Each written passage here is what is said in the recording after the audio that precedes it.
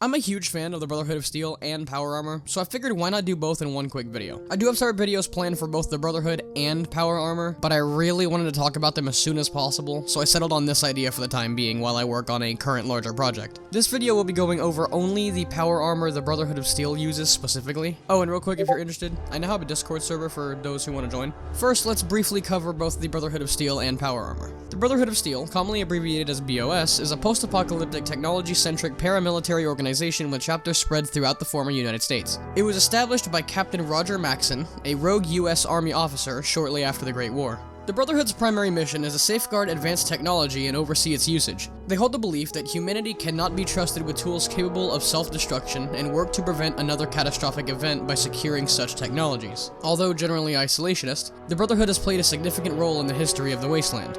Their power and influence have varied greatly over time and across different chapters.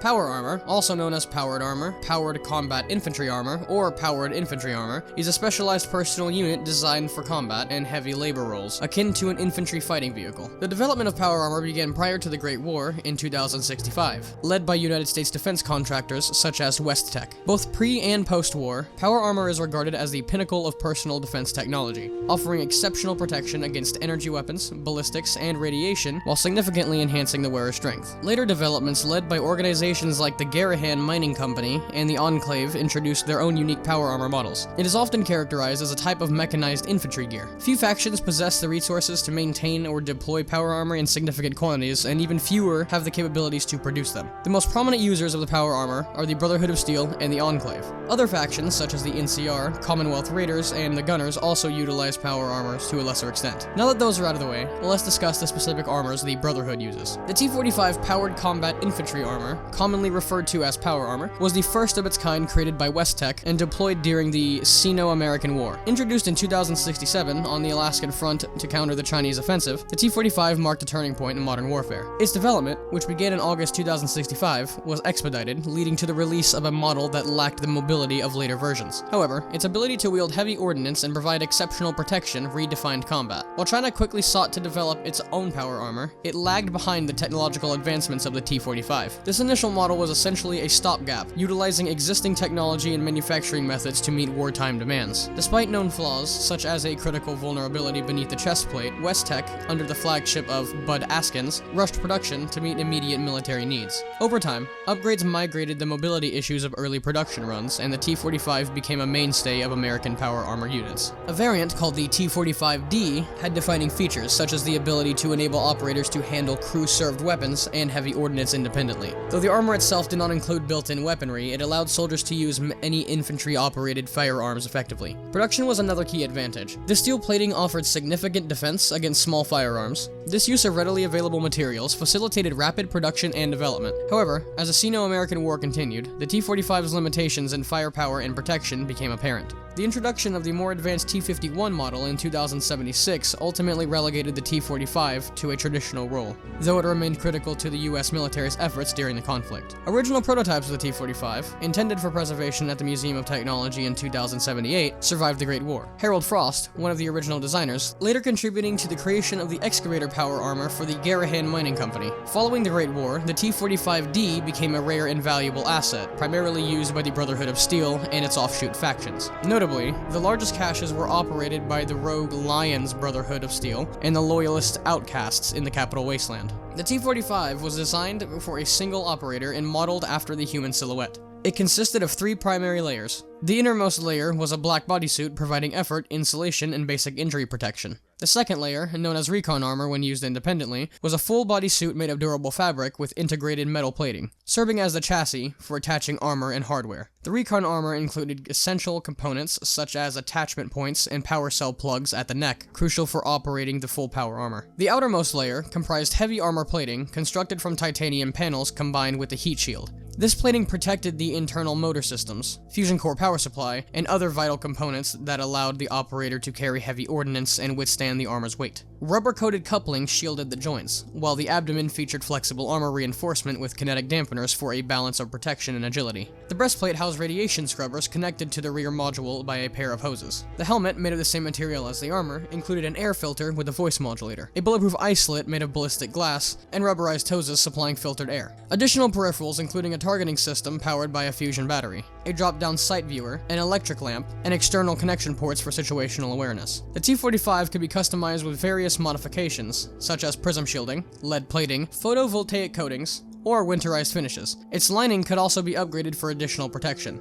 Despite its versatility, a fatal design flaw persisted. A weak weld beneath the chest plate made it vulnerable to medium to high caliber rounds. This flaw, known to Westech during the production, was never addressed and carried over into subsequent models, including the T-60 and likely the T-51. The Outcast variant of the T-45D armor was modified by the Brotherhood Outcasts to enhance visibility and recognition at range. This version of the T-45D features a dark black livery, accented with red highlights, along with Outcast emblems predominantly displayed on the pauldrons. It is paired with the matching Outcast recon armor, which members of the Outcast often wear regardless of their specific duty assignments. The T-45D remains a staple of Brotherhood of Steel forces and is frequently modified by its operators to suit their personal needs. Its durability and adaptability have cemented its legacy as a key component of post-apocalyptic warfare. After the successful deployment of the T-45 power armor in 2067, Westech initiated the development of a more advanced model. By 2069, Westech had become the United States government's largest defense contractor, with the development of the T-51 series representing its most significant project. The need for an improved design intensified as the T-45 underperformed during the US invasion of mainland China in 2074. Prototypes of the T-51 were tested under combat conditions at Fort Strong, Massachusetts, beginning in 2075. These trials provided critical data to refine the design. By September 2075, test models had achieved the desired mobility and protection, but stability issues during landing tests revealed shortcomings. Gyroscopic stabilizers and shock absorbers were subsequently added to address these issues. The first production batch of the T-51B variant suits were deployed to China in June 2076, where they immediately outclassed the T-45 and had a significant impact on the battlefield. The T-51B's debut was so effective that Chinese troops were reportedly surrendering upon sighting soldiers equipped with the armor, often wielding 5mm miniguns. The renewed American defensive disrupted Chinese supply lines and inflicted severe losses. The T-51's capabilities were most notably demonstrated in January 2077, during the Anchorage Reclamation, where General Constantine Chase's mechanized troops equipped with winterized T-51B armor spearheaded the assault. Despite initial challenges in adapting the suits to the cold, their deployment minimized casualties after overcoming the Chinese pulse field. This decisive operation ended an 11-year conflict, reclaiming Alaska for the United States. The T-51 power armor was also deployed domestically and internationally for other purposes. In Canada, it was used to suppress resistance fighters following the US annexation. On January 22,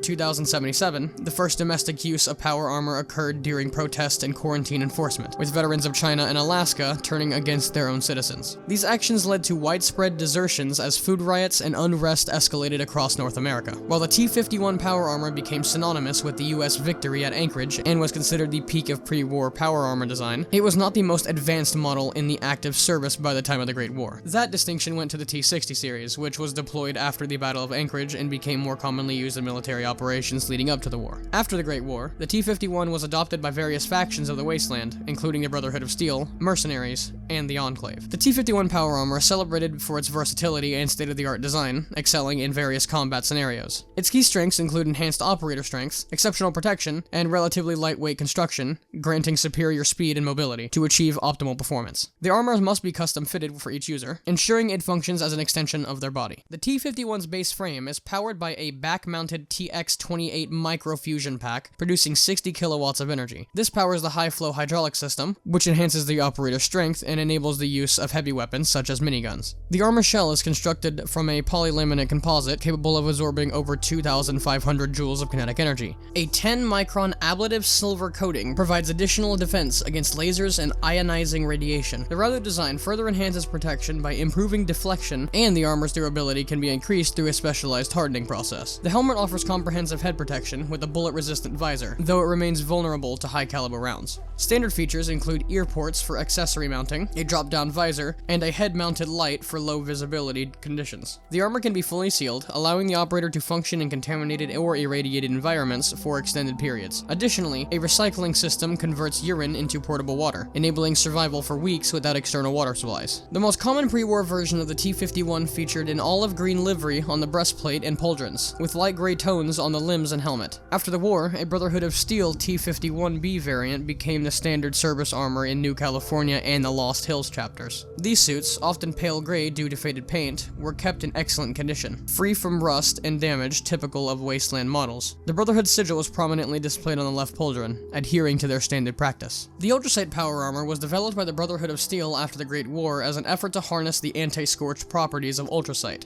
Utilizing Ultracite as a primary material allowed for enhanced armor plating and improved radiation shielding. However, this came at the cost of increasing strain on the suit's cooling systems, making it prone to coolant leaks. Initially developed by the Lost Hills chapter, the schematics for the prototype were transmitted to the Appalachian chapter by scribe Haley Tanako.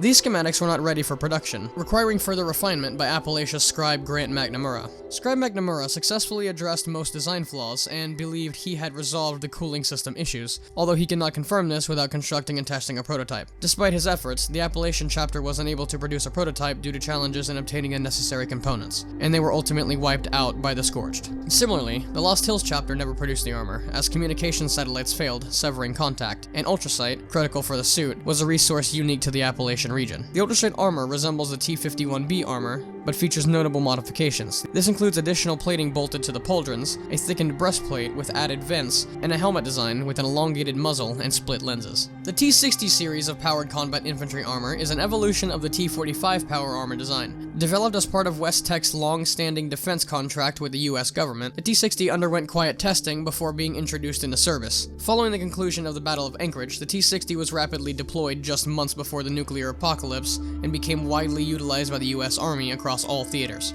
including the domestic front to enforce national order. By the time of the Great War, the T-60 was regarded as the most advanced power armor model to see extensive use. Designed for a single operator, the T-60 featured significantly enhanced armor compared to the T-45, resulting in an extremely protective system. As with other T-series power armor models, the helmet includes an air filtration system, a bullet-resistant visor slit, an electric lamp, and external ports for environmental awareness, and attachment points for extensions. A standard upgrade to the helmet was a retractable drop-down ocular, allowing the modular faceplate to open for direct visibility when needed. T-60 units were typically deployed alongside light infantry equipped with energy weapons. After the Great War, the T-60 became a rare sight until the reformed Brotherhood of Steel, led by Elder Arthur Maxon, recovered a significant number of these suits. The T-60 was adopted as the standard service armor for the Brotherhood soldiers, offering capability with vertibird operations. Soldiers equipped with T-60 suits could deploy by leaping from vertibirds, with competitive off-duty falling contests determining a practical airborne deployment height of up to Pridwin's hover altitude, approximately 50 meters, or 165 feet. Despite its numerous advantages over earlier models like the T-51, the T-60 inherited the same critical design flaw as the T-45. A weld beneath the chest plate rendered it vulnerable to moderate to high caliber armor-piercing rounds. The standard T-60 model typically features dark steel or light blue paint on most of the body, with white markings along the inside of the forearms. As the most advanced, extensively used power armor before the Great War, it became a staple under the East Coast chapter of the Brotherhood of Steel's arsenal under Elder Arthur Maxon by the late 23rd century. And there we have it, the Brotherhood of Steel's power armors. I did want to mention that the Brotherhood does have pieces of the XO1 set aboard the Pridwin, but that's it with that. Personally, I stand the T-60 armor, as if it's not the most used set already now, because it looks like a walking tank. If Master Chief was in the Fallout universe and had a set of power armor, it'd be the T-60, 110%. Now I need to make a Master Chief build for Fallout 4. I've actually given making some builds in Fallout some thought, but at the same time, every person who is on this platform that has done Fallout content in some way has already done builds. But oh well, I'll give it a shot with the idea maybe, and make sure it's Master Chief to a T if I do, sticking true to both Halo and Fallout's lore. After all, I am the lore master. Until then, do the things, hit the like button, subscribe, and all that weird shit I guess. Stick around for the next one. Trust me, you won't want to miss it. See you then.